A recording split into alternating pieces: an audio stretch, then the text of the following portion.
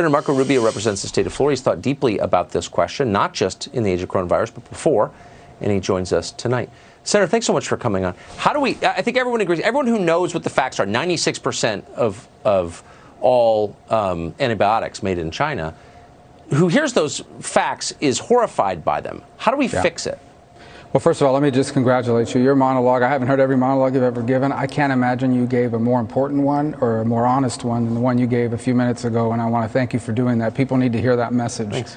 On the issue of the supply chain, look, we warned about this a year ago. In fact, a few years ago, in the same province, Wuhan province, there was an explosion, and there was a worldwide shortage of antibiotics. So I think it begins by informing people to the challenge we face. The way we address it is a couple things. Number one is we've got to create demand for domestic production of these basic active ingredients and or diversify our supply chain so it's not coming out of one province in one country that, as you point out last week, through the official newspaper of the Communist Party, threatened to cut us off and kill Americans by cutting us off of these basic ingredients that are used in the medicine. And that's what we know just on the ingredient piece. There are other developed medicines that may come from another country, not China, but their active ingredients are also from there. So we've got to create demand. Number one, the Department of Defense should have to be required to build a stockpile of essential medicines. We should bring back the Buy American preferences in the Department of Defense and the Veterans Administration. All of that creates demands for domestic production.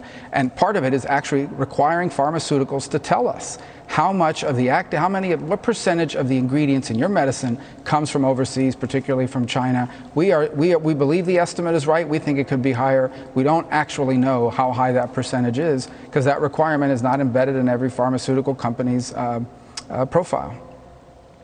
Well, it just struck me, even the disclosure requirements seem missing. I mean, if you're taking pharmaceuticals, you're very likely taking pharmaceuticals with Chinese ingredients, but you don't know it. Why is that not evident on the bottle? Well, again, the theory around here for a long time, as you well know, was, don't worry, we're going to open up to China and capitalism is going to change China. And instead, it's China that's changed capitalism and weaponized it.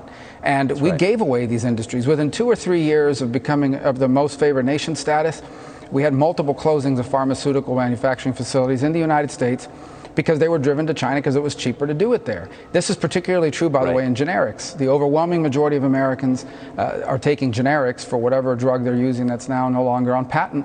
The majority, almost entirely, of the active ingredients are coming from China. So this is not just a threat with coronavirus. We're talking about high blood pressure and other essential medicines that people take that we could have a shortage, even if it's not deliberate. That's the other point. We know production has stopped.